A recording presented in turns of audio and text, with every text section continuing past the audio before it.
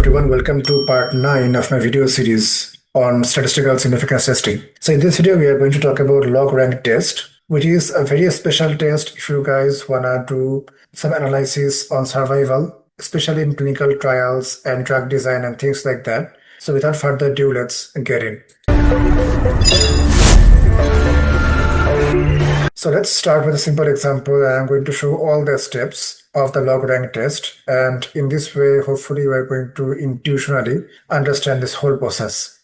So we have a total of 10 patients right here, patients A1 to A5. These 5 patients belong to group A. So group A, you can imagine these patients to undergo through a particular type of treatment, maybe treatment A, and then this is another group B, and you can think of these patients also going a special type of treatment, which is treatment type B. Now, these are different time steps in which the patients died. For example, patient A1 died after 2 months, patient B1 died after 3 months, patient B5 died after 9 months. So this is how we define group A and group B. So group A maybe are the patients undergoing traditional treatment, and group B are maybe patients undergoing the new treatment. So we sort of want to see whether this new treatment actually reduces the death or increases survival to some extent and significantly, basically, because this is a series on significance testing.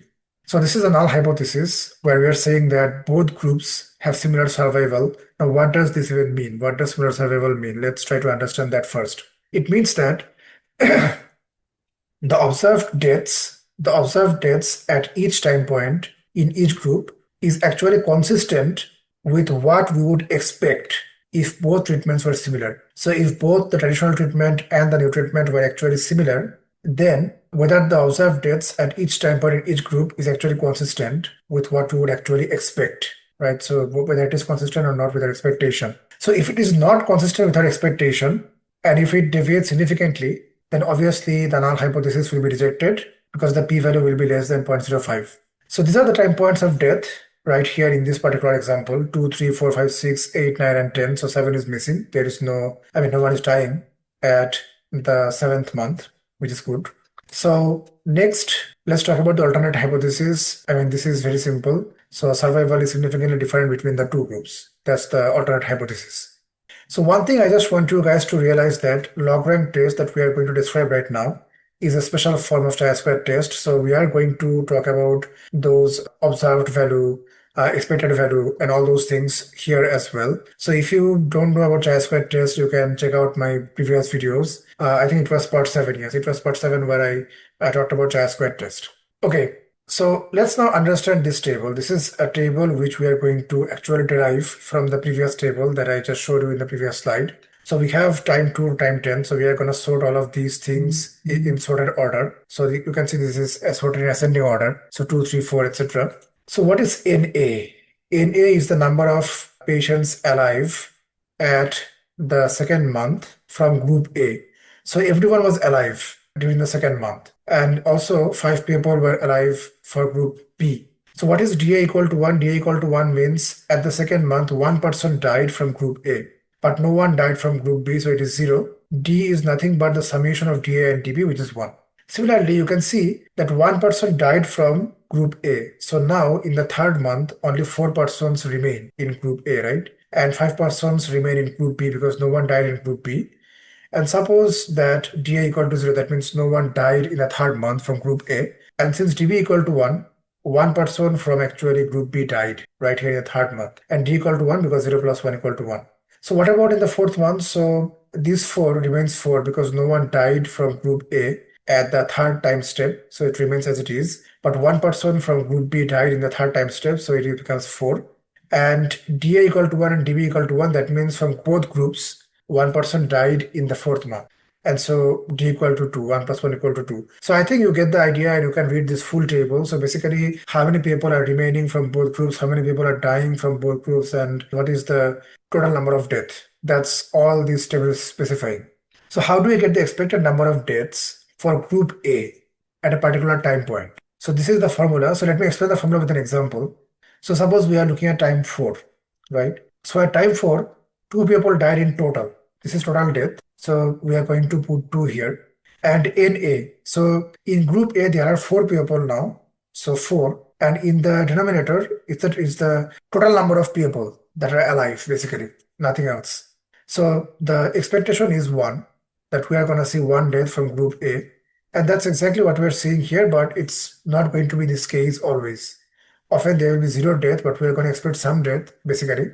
So intuitively, what this is doing is total death is 2, and it's sort of looking at the fraction.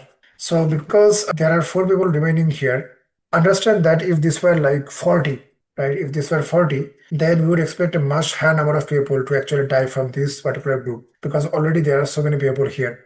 So in this way, we can calculate all the expectations and we can fill in this complete table for EA. The next thing that we are going to do is we are going to calculate the observed value and the expected value. The observed value is nothing but the summation of all the DAs from group A, and the expectation is nothing but the summation of all the EAs for group A. Now you can obviously think that what about group B? Why don't we do this thing for group B? We can do this for group B as well, but I assure you that the p-value that we are going to get from group B will be exactly the same as what we would get from group A.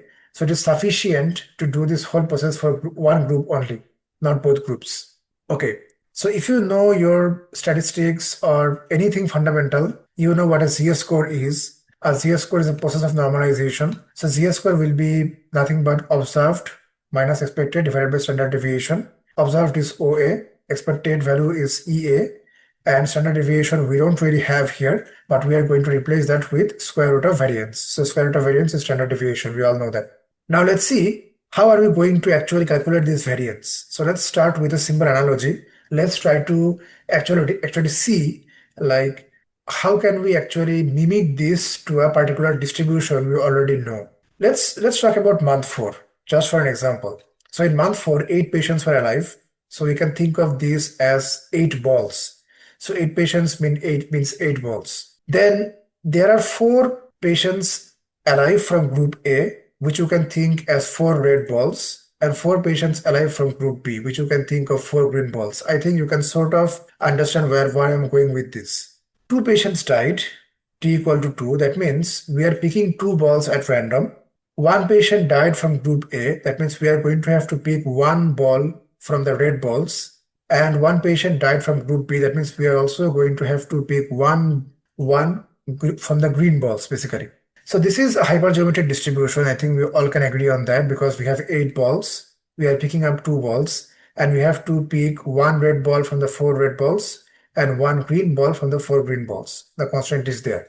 So classic hypergeometric distribution. And so if you want to calculate variance here, we can directly replace it with this formula. This formula comes from hypergeometric distribution. And if you want to know more about hypergeometric distribution, it's very simple. You can just follow my probability distribution series. And I will leave a link in the description as well for this.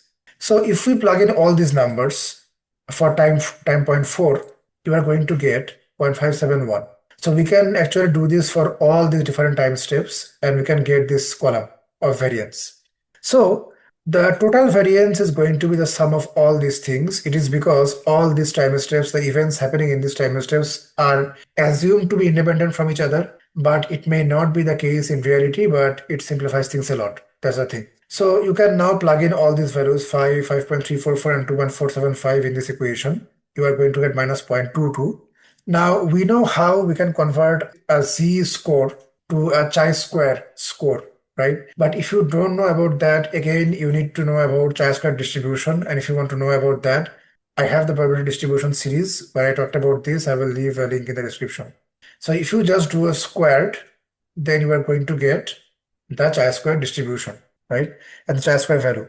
So chi-square value right here is nothing but 0.05, right? So is this the p-value? No, this is not the p-value. We have to look at the chi-square table to get the p-value. And here the degrees of freedom equal to 1. Why? Because we are comparing 2 groups, NA and NB, and degrees of freedom is going to be n minus 1, which is basically 2 minus 1 equal to 1.